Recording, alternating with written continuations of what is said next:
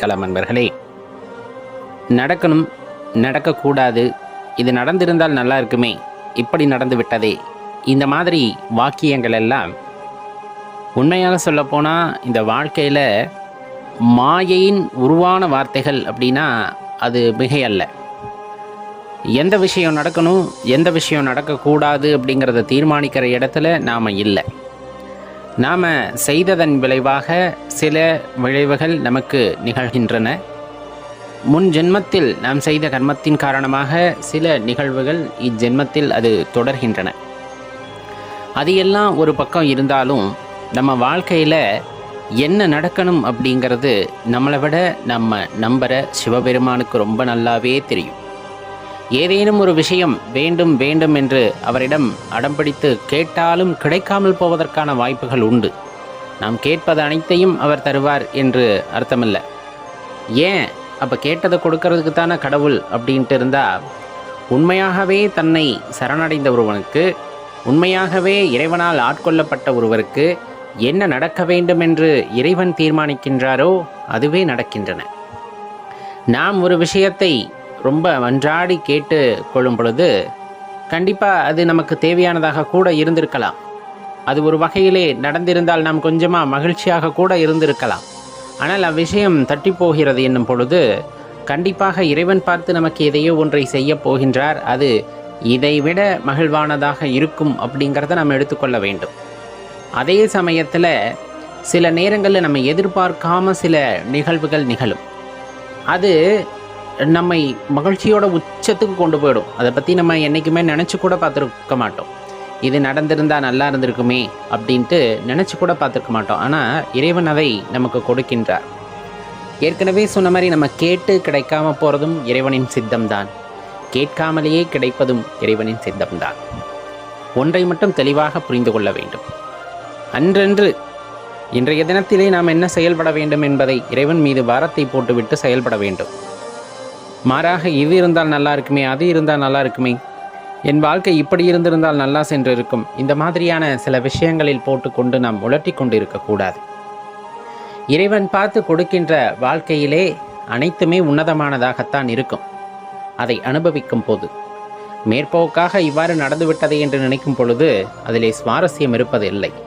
மாறாக அவ்வினையை நாம் அனுபவிக்கும் பொழுது அதில் உள்ள நன்மையோ தீமையோ, ஆனால் அது ஏதேனும் ஒரு பொருளுக்காகத்தான் நிகழ்ந்திருக்கும் அப்படிங்கிறத ஞாபகம் வச்சுக்கிட்டோன்னா கண்டிப்பாக அது பலனளிக்கக்கூடிய வகையிலே இருக்கும் அப்படின்னு மாற்றுக்கருத்தில்லை நண்பர்களே. இப்போ தனியாக நடந்து போயிட்டு இருக்கோம், நமக்கு துணை இல்லை, பகலாக இருக்கும் பொழுது கொஞ்சம் தைரியமாக போவோம். அதாவது எல்லாமே நன்மையாக நடந்துகிட்டு இருக்குது அப்படின்னா நம்ம யாரை பற்றியும் கவலையப்பட மாட்டோம், துணிஞ்சு செயல்பட்டு கொண்டு இருப்பார். சில பேர்த்தெல்லாம் பார்த்தா தெரியும், யாரை பற்றியும் கவலைப்பட மாட்டாங்க, தான் எடுக்கிறதா முடிவு அப்படின்னு போய்கிட்டே இருப்பாங்க. அதே இருள் கொஞ்சம் சூழ்கிறது அப்படின்னு வச்சுக்கோங்களேன். இருள்னா என்னென்னா அப்பப்போ கொஞ்சம் கொஞ்சம் அப்படியே தடுமாற்றம் வருகிறது. அப்படிங்கும்போது தான் தன்னை சுற்றி யாராவது தனக்கு பாதுகாப்பாக இருக்கிறார்களா அப்படிங்கிற அந்த எண்ணம் அவர்களுக்குள் ஏற்படும். அப்போ அந்த துணையாக யாரேனும் வரும் பொழுது அந்த தைரியத்திலே அவர்கள் நடை போடுவார்கள். மேலும் சில தூரம் நடந்து பார்க்கலாம் அப்படிங்கிற மாதிரி வாழ்க்கையில் இடையில துன்பம் வந்தால் கூட தன் கையை பிடித்து கொள்ள, தன்னை தாங்கி பிடித்து கொள்ள யாரேனும் இருக்கிறார்கள் அப்படிங்கிற அந்த உணர்வு வரும் பொழுது அவர்கள் மேலும் மேலும் நடக்க ஆரம்பிக்கின்றார்கள்.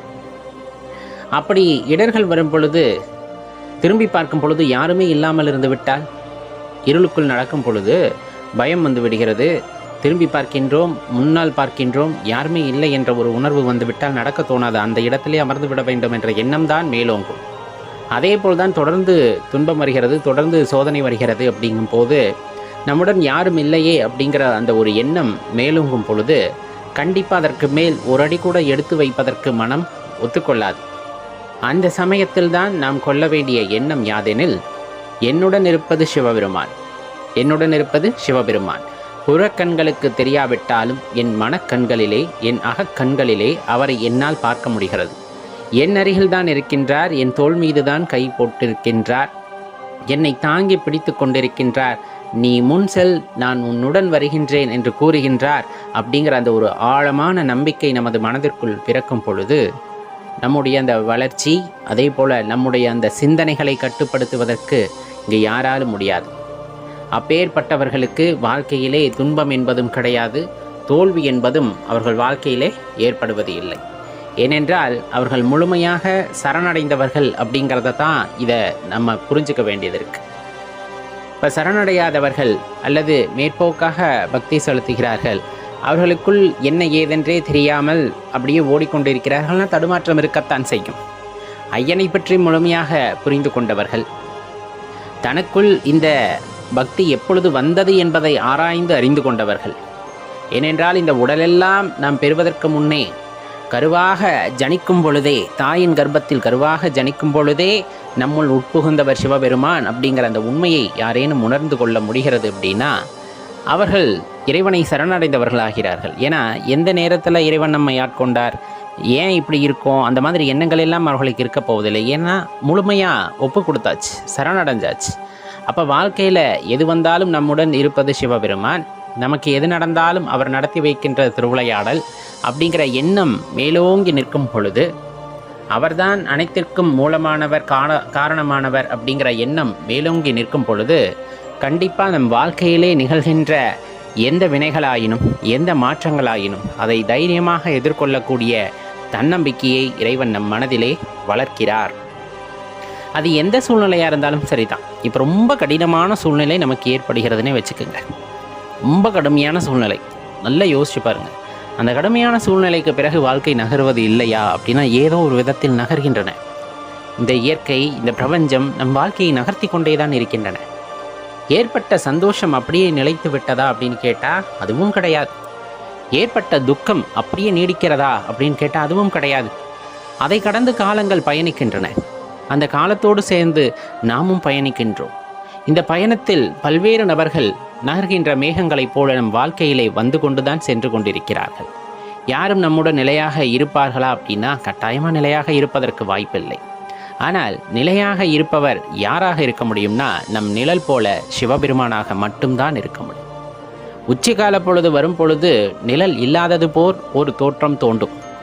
அதாவது உச்சக்கட்ட சோதனை வரும் பொழுது இறைவன் நம்முடன் இல்லையா அப்படிங்கிற அந்த ஒரு எண்ணம் தோன்றும். ஆனால் காலம் கொஞ்சம் கொஞ்சமாக மாற மாற அவர் எங்கும் செல்லவில்லை, அப்படியே உன்னுள் ஒன்றியிருந்தால் நீ எதிர்கொண்ட எல்லா சவால்களையும் தாங்கிக் கொள்ளக்கூடிய மனதைரியமாக அவர் இருந்தார் அப்படிங்கிறத தான் பிற்காலத்திலே நாம் உணர்ந்து கொள்ள முடியும்.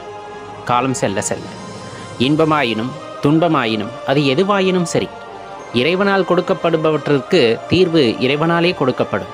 மாறாக நாம் சில முயற்சிகளை செய்கின்றோம் அப்படிங்கும் பொழுது அந்த முயற்சிகள் பிரதானமாக உங்களுக்கு தெரிந்தால் அது நம் தவறை தவிர இறைவனின் தவறல்ல.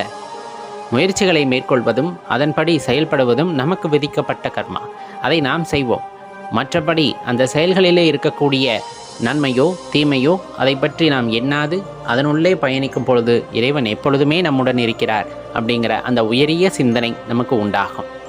அதன் வாயிலாகத்தான் நாம் தெரிந்து கொள்ள வேண்டியது, நாம் எண்ணிய காரியம் ஏதேனும் நிறைவேறவில்லை என்றால், நாம் எண்ணாதது நமது வாழ்க்கையிலே நிகழ்கிறது என்றாலும் அது எல்லாம் சிவசித்தம் என்பதை மனதார ஏற்றுக்கொள்ள வேண்டும். அவ்வாறு ஏற்றுக்கொள்ளும் பொழுது பக்குவ நிலையை நாம் அடைகின்றோம். எந்த வினைக்கும் நான் காரணமில்லை என்பதை நாம் உணர்ந்து கொள்ளும் பொழுது அவ்வினையை விட இறைவன் பெரிதாக தெரிகின்றார். இறைவன் பெரிதாக தெரியும் பொழுது நாம் அவருக்குள் ஒருவராக தெரிகின்றோம். அதைவிட அற்புதமான உணர்வு இந்த உலகத்திலே வேறேதும் இருக்க முடியாது என்பதை உணர்வோடு ஏற்றுக்கொள்ள வேண்டும்.